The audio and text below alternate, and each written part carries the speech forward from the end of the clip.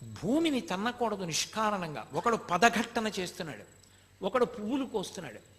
ఆయన వెంటనే ఆగ్రహోదగ్రుడయ్యాడు. మహాత్ములకు అసహ్యం వేసింది అంటే వాళ్ళ భావన సౌకుమార్యం, వాళ్ళ భావన సంపత్తి చేత అసహ్యం వేస్తుంది అవతల వాళ్ళని చూస్తే. అందుకని చిన్న కారణానికి కోపగించుకున్నారంటే అనకూడదు. నీకు చిన్న కారణం, ఆయనకి అది ఎంత చికాగ్గా అనిపిస్తుందో ఆ పనులు చూస్తే. కాబట్టి ఆయన అన్నాడు, ఒకడు భూమిని తంతున్నాడు, ఒకడు పువ్వులు కోసేస్తున్నాడు సువాసనగా ఉన్నాయి కదా అని. కాబట్టి కాంతిశాలికి కళాధరునికి శాపవాక్కిస్తున్నాను. ఎవడు భూమిని తన్నాడో వాడు గుర్రం అవుతాడు. అదే పనిగా చప్పుడు చేస్తూ మనుష్యుల్ని కిచ్చుకు తిరుగుతూ ఉంటాడు. కాబట్టి భూమండలానికి వెళ్ళి గుర్రం అయిపడు ఉండన్నాడు. ఎవడు పువ్వుల్ని దుడుకుగా కోశాడో ఆ పుష్పముల యొక్క సౌరభమునందలి వ్యామోహంతో వాడు కస్తూరి మృగం అవుతాడు. కస్తూరి మృగమై, కస్తూరి మృగం కస్తూరి దాని శరీరంలోంచి వస్తుంటుంది. కానీ అది వాసన చూసి ఎక్కడి నుంచో మంచి వాసన వస్తోందనుకుని పరిగెడుతూ ఉంటుంది. ఎక్కడికి వెళ్ళినా వాసన వస్తూ ఉంటుంది, దాని ఒంట్లోదే ఆ కస్తూరి. కానీ అది దాని ఒంట్లోదే ఆ కస్తూరి అని తెలుసుకోలేక పరిగెడుతుంటుంది. అలా పరిగెత్తే కస్తూరి మృగాన్ని అవుతావు. ఆ కస్తూరి మృగాన్ని తరిమేడు వజ్రాంగదుడు. ఈ కస్తూరి మృగం, ఈ గుర్రం రూపంలో ఉన్నటువంటి కళాధరుడు ఇద్దరూ పరిగెడుతున్నారు. వాళ్ళు అడిగారు దుర్వాసో మహర్షిని, మేము అపరాధం చేశాం, మాకు ఎలా శాపావకాశం, ఎలా శాప విమోచనం. ఇప్పుడు బుద్ధి వచ్చింది. ఆయన అన్నాడు, తెలిసో తెలియకో జంతు రూపంలో మృగ రూపంలో ఉంటారు కాబట్టి ప్రదక్షిణం యొక్క గౌరవం మీకు తెలియకపోయినా, తెలియక ముట్టుకున్న అగ్ని కాల్చినట్టు, తాగిన పాలు కడుపు నింపినట్టు, నీరు తాగితే దాహం తీరినట్టు, గాలి తగిలితే సుఖంగా ఉన్నట్టు, అరుణాచలానికి మీరు ఎప్పుడు ప్రదక్షిణం చేస్తారో అప్పుడు మీ పాపములన్నీ నశించిపోతాయి. నశించిపోయి మీరు మళ్ళీ విద్యాధరులు అవుతారన్నారు. అదిగో ఆ వజ్రాంగదుడిక్కినటువంటి గుర్రం ఆ కస్తూరి మృగాన్ని తరుముతూ రావడంలో ఆ రెండు అలా వెళ్ళినటువంటి కారణం చేత అలిసిపోయి ప్రాణములు విడిచిపెడితే అవి ఆ ప్రదక్షిణ పుణ్యం చేత మళ్ళీ అలా అయ్యాయి, ఈ విద్యాధర స్వరూపాన్ని పొందాయి. ఇది విన్న వజ్రాంగదుడు తెలుసుకున్నాడు, అబ్బా ఇంత గొప్పదా ఈ గిరి అని. వ్యామోహం కలగాలి కానీ మనిషిలో మార్పు రావడం ఎంతసేపు అండి? ఒక్క సంఘటన చాలు ఒక మనిషి జీవితం మారిపోవడానికి, ఒక్క మాట చాలు ఒక మనిషి జీవితం మారడానికి, ఒక్క శ్లోకం చాలు, ఒక్క స్తోత్రం చాలు పెద్ద కథ మలుపు తిరిగిపోవడానికి. శ్రీరామాయణం అంతా కలిపి ఎంతలో తిరిగిపోయింది మందర చెప్పిన ఒక్క మాటకి. ఆదిత్య హృదయం చెప్పిన అగస్త్యుడి వల్ల ఎంత రావణ బ్రహ్మ కింద పడిపోయాడు. కాబట్టి ఎంతసేపు పట్టాలి? చూశాడు వజ్రాంగదుడు, ఎందుకు దిక్కుమాలిన ఈ రాజ్యం, ఎందుకు వచ్చిన వైభోగం, ఇంత గొప్ప గిరి, నేను ఇక్కడే ఉండిపోతానని తన రాజ్యానికి వెళ్ళి తన కుమారుడైన రత్నాంగదుడికి అవ్వరాజ్య పట్టాభిషేకం చేశాడు. పట్టాభిషేకం చేసి తిరిగి వచ్చేసి తాను ఆ అరుణాచల పర్వతంలోనే ఉండిపోయి అక్కడ తన రాజ్యం నుండి సమస్త సంభారములు తెప్పించి ప్రతి పౌర్ణమి నాడు జ్యోతిని వెలిగించి చక్కగా ఆ కర్పూరంతో కలిసినటువంటి జలముల చేత సుగంధభరితమైనటువంటి పదార్థముల చేత శివలింగానికి అభిషేకం చేస్తూ చందన చిర్చితుణ్ణి చేస్తూ పరమశివుణ్ణి ఆనందంగా జీవితం గడుపుతుంటే అగస్త్య మహర్షి వచ్చి వజ్రాంగదుని యొక్క స్థితిని చూసి మురిసిపోయారు. అబ్బా నీకు ఎంత భక్తి వచ్చిందిరా, ఎంత మారిపోయావురా నువ్వని. పరమశివుడు ప్రత్యక్షమయ్యాడు. నువ్వు ఒకానొకప్పుడు ఇంద్రుడవు, కైలాసంలో ఉన్న నా దగ్గరికి వచ్చి అధిక్షేపించావు, ఆ కారణం చేత నువ్వు భూలోకంలోకి వచ్చి మనుష్యునిగా పుట్టావు. కానీ గత జన్మలలో చేసుకున్నటువంటి పుణ్యకర్మ పరిపాకము వలన ఇప్పుడు అరుణాచల వైభవం నీకు తెలిసింది. కాబట్టి ఇక్కడే ఉండి నువ్వు ఇలాగే నన్ను ఆరాధన చేస్తూ ఉండు, నా యందు ఐక్యమవుతావు అన్నాడు. వజ్రాంగదుడు అరుణాచలంలోనే నివాసం ఉండి అరుణాచలంలో ఉన్నటువంటి శివుణ్ణి, అరుణాచలాన్ని, అరుణాచల పర్వతం అనక్కర్లేదు, అరుణాచలం అంటే చాలు, అచలం అంటే పర్వతము. కొంచెం తేలికగా దృష్టిలోకి వెళ్ళడానికి రెండు పర్యాయాలు వాడడం, నిజానికి అలా వాడక్కర్లేదు. కాబట్టి అరుణాచలం యొక్క వైభవాన్ని తెలుసుకున్నవాడై ఆయన ఆ అరుణాచల క్షేత్రమనందు ఈశ్వరారాధన చేసి తుట్టతులకు పరమేశ్వరుని యందు ఐక్యమైపోయాడు. ఏం చాడ్విక్ అని రమణ మహర్షి దగ్గర శిష్యుడు ఒక ఆయన ఉండేవారు.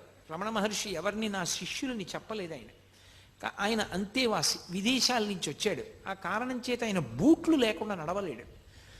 ఆయన గిరి ప్రదక్షిణానికి బయలుదేరాడు. ఏమో భగవానులు ప్రదక్షిణం చేయమంటారు, ప్రదక్షిణం చేస్తానని బూట్లతో ప్రదక్షిణం చేస్తున్నాడు. బాగా చీకటి పడిపోయింది, కటిక చీకటి. ఆ చీకట్లో ఆయన బూటు తెగిపోయింది. ఆ తెగిపోయిన కారణం చేత ఆయన బూట్ లేకపోతే నడవలేడు. ఆయన చతికిల పడిపోయి కూర్చుని ఆ పర్వతం వంక చూసి, భగవన్నేమో ఇది పరమశివుడు అంటారు, నాకేమో బూటు తెగిపోయింది, బూటు లేకుండా నడవలేను, కటిక చీకటి, ఏ ఉపద్రవం వస్తుందోనని ఆ పర్వతం వంక చూసి అరుణాచల శివ అరుణాచల శివ అరుణాచల శివ అని అరిచాడు. అంతే. ఆ చెట్లలోంచి ఒక చెప్పులు కుట్టే వ్యక్తి కిందకి దిగొచ్చి, అయ్యా మీ బూటు తెగిపోయిందా, కుట్టేస్తానని బూట్లు కుట్టేసి ఆ కొండలోకి వెళ్ళిపోయాడు. అతను కుడుతున్నంతసేపు, కొండలోకి మళ్ళీ వెళ్ళిపోతున్నంతసేపు చాడ్విక్కి ఆలోచన రాలా, ఇంత చీకట్లో కొండ మించి ఎవరు దిగుతారు పొదల్లోంచి, చెప్పులు కుట్టేవాడు ఎందుకు వస్తాడు, ఎందుకు చెప్పులు కుడతాడు, ఎందుకు మళ్ళీ పొదల్లోకి ఎడతాడని. అతను వెళ్ళిపోయి కనపడ్డం మానేశాక ఆలోచన వచ్చింది, బూట్లు లేకపోతే నడవలేక నేను నమ్మి పిలిచినందుకు పరమశివుడే వచ్చి నా బూట్లు కుట్టాడే. వెంటనే ఆయన కొండవంక తిరిగి కన్నీళ్లతో నమస్కారం చేశాడు. అలాగే ఒక మహానుభావుడు పంగు యోగి అని, ఆయనకి కాళ్ళు లేవు. కాళ్ళు లేకపోతే ఆయన పిరుదుల మీద డేకుతూ గిరిప్రదక్షిణం చేస్తున్నాడు. ఆ పంచశిఖర దర్శనము అని ఆ పరమేశ్వరుని యొక్క 5 మూర్తులు, పార్వతీదేవి, పరమశివుడు, సుబ్రహ్మణ్యుడు, విఘ్నేశ్వరుడు, నందీశ్వరుడు, పంచశిఖర దర్శనము అని చేస్తారు. ఆ పంచశిఖర దర్శనం దగ్గరికి వెళ్ళేటప్పటికీ ఆయన అక్కడికి వెళ్ళి నమస్కారం చేద్దామని డేకుతున్నాడు. ఎక్కడి నుంచో ముసలాయన వచ్చి ఒక్క తోపు తోశాడు. ఏ అరుణాచలానికి ప్రదక్షిణం చేయడానికి అలా డేకుతూ పిరుదుల మీద వెళ్ళాలా, ఏ నడవలేవా, లేచి లేచి నడు అన్నాడు. అని వెళ్ళిపోయాడు అంతే వేగంగా. ఆయన తెల్లబోయి చూసి నేను నడవడమా అనుకుని పైకి లేచాడు. ఆయన కాళ్ళు వచ్చేసి ఆయన గిరి ప్రదక్షిణం చేశాడు. అలాగే మహానుభావుడు ఒక దొరగారు ఒక ఆయనకి గిరి ప్రదక్షిణం చేస్తున్నప్పుడు కాళ్ళు లేని వాడికి కాళ్ళు వచ్చాయి ఒకప్పుడు. ఆ భక్తి చేత పరమేశ్వరానుగ్రహంగా పొందారు. గిరి ప్రదక్షిణం చేసిన అందరికీ వస్తాయా అంటే, ఆ శక్తి, ఆ భక్తి నీకు ఆ ధృతి ఉన్ననాడు ఫలిస్తుంది. కాబట్టి ఆ గిరి ప్రదక్షిణం ఎన్ని విశేషాలను నిరూపణం చేసి చూపించింది. అంత గొప్ప ప్రదక్షిణం ఆ గిరి ప్రదక్షిణం. అసలు అరుణాచలం ప్రవేశించడం ఒకెత్తైతే, ఆ అరుణాచలానికి ప్రదక్షిణం చెయ్యడం జీవితంలో మహత్భాగ్యం. అందున పరమశివనామం చెప్పుకుంటూ ఆ గిరి ప్రదక్షిణం చెయ్యడం అంటే అదొక గొప్ప అదృష్టం. నాకు ఒక్కటి జ్ఞాపకం వస్తుంది, ఈశ్వరానుగ్రహము తప్ప అది నా వలన సాధ్యమయ్యే విషయమా. ఎప్పుడు అరుణాచలం వెళ్ళినా నిజంగా అన్ని వందల మందితో ఆ డప్పులు డోళ్ళు వాయించుకుంటూ ఆ శివనామం చెప్పుకుంటూ బృందాలు బృందాలుగా అంత సంతోషంగా రాత్రివేళ గిరి ప్రదక్షిణం చేసి తెల్లవారుజాము వేళటికి మేము ఉన్నటువంటి విడిదికి వచ్చి పడుకుని తెల్లవారేటప్పటికి అబ్బే మాకేమీ అలసట్లేదు గురువుగారు అని అందరూ లేచిపోతే మళ్ళీ సంతోషంగా తిరుగుతుంటే ఎంత ఆనందంగా గడిపేవాళ్ళమో. గిరి ప్రదక్షిణానికి ఒక లక్షణం ఉంది. మీరు ఎప్పుడైనా గిరి ప్రదక్షిణానికి బయలుదేరే ముందు ఎవరితోనైనా 14 మైళ్ళు నడవాలి అని చెప్పారనుకోండి, అమ్మో నడవగలనంటారా, చెప్పులు వేసుకోవచ్చా అండి అని అడుగుతారు. చెప్పులు వేసుకోకుండా ఉండడం మంచిది. గుళ్ళో ప్రదక్షిణానికి చెప్పులు వేసుకుంటావా అన్నారనుకోండి, అమ్మో చెప్పులు వేసుకోకుండా నడవడమే ఎందుకైనా మంచిది, వెనక నుంచి ఓ కారో ఏదో నడిపించుకుంటూ వస్తాం అంటారు. నిజంగా గిరి ప్రదక్షిణానికి బయలుదేరిన వాడు ఏ అలసట లేకుండా గిరి ప్రదక్షిణం పూర్తి చేసేస్తాడు, పరమ సంతోషంగా పూర్తి చేస్తాడు. ఒక్క కాలే సరిగా ఉండి రెండవ కాలు తోటకూర కాడలా వేలాడిపోయినటువంటి వ్యక్తులు, గట్టిగా 1 మైలు దూరం నడవలేనటువంటి వాళ్ళు కాలు కింద పెట్టి 1 కిలోమీటర్ దూరం లేనటువంటి ఆఫీస్కి ఏదో ఒక వాహనం లేకుండా వెళ్ళలేని వాళ్ళు, నా జీవితంలో నేను 3-4 పర్యాయాలు చూసి ఆ వాహనం ఎక్కకుండా 14 మైళ్ళు అటువంటి వాళ్ళు ప్రదక్షిణం చేయడం, అందరికన్నా ముందు నడుస్తూ చేశారు కూడా వాళ్ళు. అది ఆ అరుణాచలేశ్వరుడి అనుగ్రహం, వాళ్ళ యొక్క భక్తి తీవ్రత. ఆ భక్తి వాళ్ళని నడిపిస్తుంది. ఆ చంద్రశేఖరేంద్ర సరస్వతి మహాస్వామి తరచుగా చెప్తూ ఉండేవారు, అరుణాచలానికి ప్రదక్షిణం చేయి నీకు ఆరోగ్యం చేకూరుతుంది అనేవారు. అవన్నీ ఓషధులు. ఆ ఓషధుల మించి వచ్చేటటువంటి గాలి చేత ఎంత గొప్ప సువాసన. ఇంకా ఇప్పుడు ఆ గిరి ప్రదక్షిణం చేసేటప్పుడు చాలా వాహనాలు పెరిగిపోయాయి.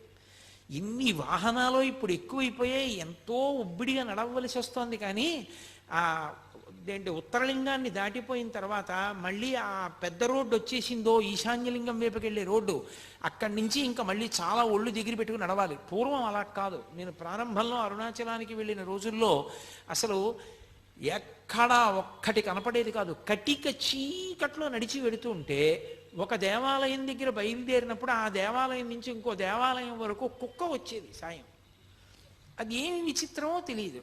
నేను మొన్న ప్రదక్షిణం చేసినప్పుడు కూడా అలాగే వచ్చాయి. ఆ కుక్క వచ్చి ఈ దేవాలయం దగ్గర బయలుదేరితే ఇక్కడి నుంచి బయలుదేరి వెంట వచ్చేది, పక్కన నడుస్తూ వచ్చేది. ఆ గుడి దగ్గరికి వెళ్ళిన తర్వాత ఈ కుక్క ఆగిపోయేది, అక్కడ ఇంకో కుక్క బయలుదేరేది. అది ఏమి చేసేవి కావు, అదేమి చెనకేవి కావు, అరిచేవి కావు, దెబ్బలాడుకునేవి కావు. అంత కటిక చీకట్లో కూడా దేవాలయాలన్నీ తెరిచి ఉంటాయి. అన్ని దేవాలయాలు దర్శనానికి యోగ్యంగా తలుపులు తెరిచి ఉంటాయి. తలుపులు తెరిచి ఉంటాయంటే తాళం వేసి ఉన్నప్పటికీ ఊచల్లోంచి మీరు దర్శనం చేసుకోవడానికి వీలుగా ఉంచుతారు తప్ప మీకు దేవాలయ దర్శనం ఆగిపోయే రీతిలో ఉండదు. అసలు ఆ గిరి ప్రదక్షిణం చేస్తుంటే అదొక మహాద్భుతమైన అనుభూతి. నాకు నిజంగా మీతో యథార్థం చెప్పాలి అంటే నేను ఒక్క మాట చెప్పేస్తే సరిపోతుంది, అబద్ధం ఎందుకు. నాకు ఉత్తర క్షణం ఈ 2 మైకులు ఇలా తోసేసి కిందకి దిగి సావర్లకోట వెళ్ళి ఏ రైలు ఉంటే ఆ రైలు ఎక్కి వెళ్ళిపోవాలనుంది తిరువണ്ണామలై. ఇది చెప్తున్నప్పుడు ఆ గిరి ప్రదక్షిణం అంటే నాకు అంత వ్యామోహం, అంత అద్భుతమైనది ఆ గిరి ప్రదక్షిణం, అంత గొప్పగా ఉంటుంది నిజంగా. అది అందున తెల్లవారుజాము సమయంలో ప్రదక్షిణం చేస్తే ఆ లేత సూర్యకిరణాలు పడుతున్నప్పుడు చూడాలి.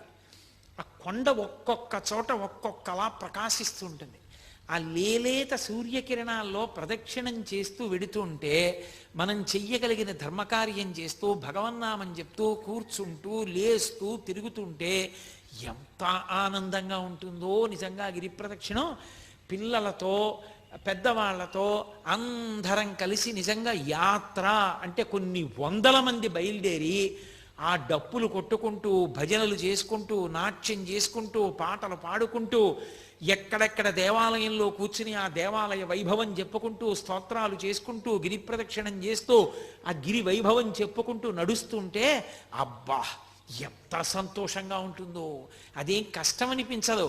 అయిపోయిందా అప్పుడే, మళ్ళీ అప్పటికో నా జన్మలో ఈ గిరి ప్రదక్షిణం అనిపిస్తుంది. అంత సంతోషదాయకమైన విషయం.